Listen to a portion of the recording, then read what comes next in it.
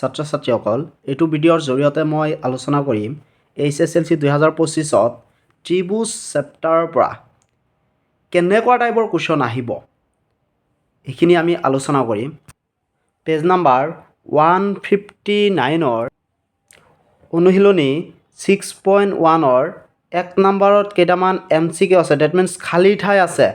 এই খালী ঠাই কেইটা তোমালোকে ভালদৰে চাই যাবা। এই চাৰিটা যে খালী ঠাই আছে ইয়াৰ পৰা এটা হ'লেও আহিব চাবা, এটা হ'লেও আহিব। চোৱা 1 নম্বৰত কি কৈছে, সকলোবোৰ বৃত্তই ডেছ সৰ্বসম সদৃশ। 2 নম্বৰত সকলোবোৰ বৰ্গই ডেছ কি সদৃশ সৰ্বসম। 3 নম্বৰ সকলোবোৰ ডেছ ত্ৰিভুজ সদৃশ, ইয়াত ব্ৰেকেটত দিয়া আছে সমদ্বিবাহু সমবাহু। তাৰপিছত 4 নম্বৰত সমসংখ্যক বাহু থকা দুটা বহুভুজ সদৃশ হ'ব যদিহে এ নম্বৰ সিহঁতৰ অনুৰূপ কোণবিলাক ডেছ আৰু বি নম্বৰ সিহঁতৰ অনুৰূপ বাহুবিলাক ডেছ। চোৱা দিয়া আছে সমান সমানুপাতিক। এইখিনি ইয়াত চাৰিটা যে আছে, চাৰিটাৰ মাজত এটা হ'লেও আহিব, মই গেৰাণ্টি দিছোঁ, কিন্তু এটা হ'লেও আহিব, তোমালোকে চাই যাবা। কিন্তু পেজ নাম্বাৰ 161ৰ উপপাদ্য 6.1 চাবা, এইটো বহুত ইম্পৰ্টেণ্ট 2025ৰ বাবে। চাবা, যদি এডাল ৰেখা কোনো ত্ৰিভুজৰ এটা বাহুৰ সমান্তৰালকৈ টনা হয় আৰু ৰেখাডালে আন দুটা বাহুক দুটা নিৰ্দিষ্ট বিন্দুত ছেদ কৰে, তেনেহ'লে সেই বাহু দুটা একে অনুপাততে বিভক্ত হ'ব। বহুত ইম্পৰ্টেণ্ট। আৰু এটা আছে উপপাদ্য 6.2, সেইটোও ইম্পৰ্টেণ্ট। চাবা এইটো চোৱা, যদি এডাল ৰেখাই এটা ত্ৰিভুজৰ যিকোনো দুটা বাহু একে অনুপাতত ভাগ কৰে, তেনেহ'লে সেই ৰেখাডাল তৃতীয় বাহুৰ সমান্তৰাল।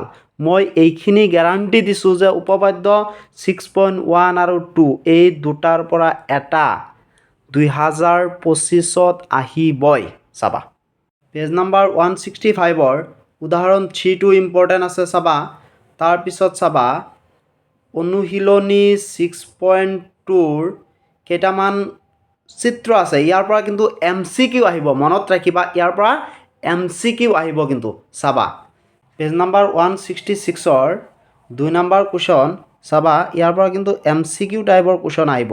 কেনেকুৱা কুৱেশ্যন আহিব তোমালোকে নিশ্চয় আগৰ এক্সামবিলাকত পাইছে, গতিকে চাবা।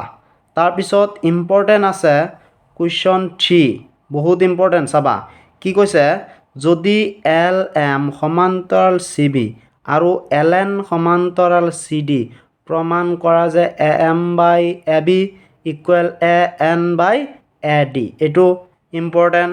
তাৰপিছত ইম্পৰ্টেণ্ট আছে কুৱেশ্যন 4, কি কৈছে চোৱা, DE সমান্তৰাল AC আৰু DF সমান্তৰাল AE প্ৰমাণ কৰা যে BF/FE = BE/EC, এইটো ইম্পৰ্টেণ্ট, এইটো চাবা।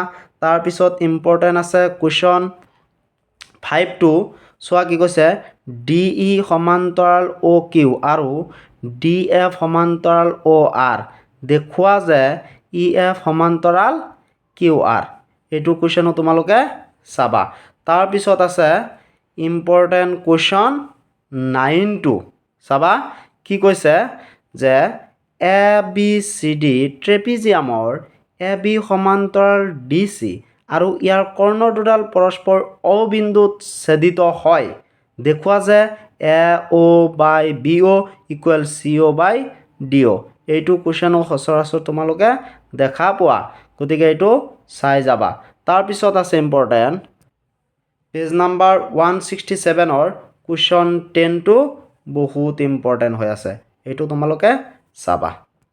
তাৰপিছত পেজ নাম্বাৰ 176 অনুশীলনী 6.3ৰ 1 নম্বৰৰ চোৱা কেইটামান চিত্ৰ আছে, হয়নে?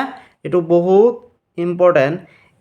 এই চিত্ৰকেইটাৰ পৰা MCQ কুৱেশ্যন আহিব, আৰু কেনেকুৱা কুৱেশ্যন আহিব তোমালোকে হাফ ইয়াৰলি এক্সামত চাগে চাইছা, গতিকে এইখিনি তোমালোকে চাই যাবা। কিন্তু পেজ নাম্বাৰ 177ৰ কুৱেশ্যন 3, এইটো বহুত ইম্পৰ্টেণ্ট। চাবা কি কৈছে, ABCD ট্ৰেপিজিয়ামৰ AB সমান্তৰাল DC আৰু AC আৰু বি ডি কৰ্ণৰ দুডালে পৰস্পৰ অ বিন্দুত ছেদ কৰে দুটা ত্ৰিভুজৰ কোনো সাদৃশ্য শৰ্ত ব্যৱহাৰ কৰি দেখুওৱা যে অ এ বাই চি অ চি ইকুৱেল অ বি বাই অ ডি এইটো ইম্পৰ্টেণ্ট চাবা তাৰপিছত তোমালোকে চাবা কুৱেশ্যন 4টো চাবা এইটো ইম্পৰ্টেণ্ট চোৱা কি কৈছে Q R by Q S equal Q T by P R আৰু এংগল 1 ইকুৱেল এংগল 2 দেখুওৱা যে ত্ৰিভুজ পি কিউ এছ সদৃশ ত্ৰিভুজ টি কিউ আৰ এইটো ইম্পৰ্টেণ্ট 2025ৰ বাবে চাবা তাৰপিছত তোমালোকে চাবা কুৱেশ্যন এই 5টো বহুত ইম্পৰ্টেণ্ট এইটো তোমালোকে চাবা তাৰপিছত তোমালোকে চাবা কুৱেশ্যন 6 এইটো বহুত ইম্পৰ্টেণ্ট চোৱা কি কৈছে যদি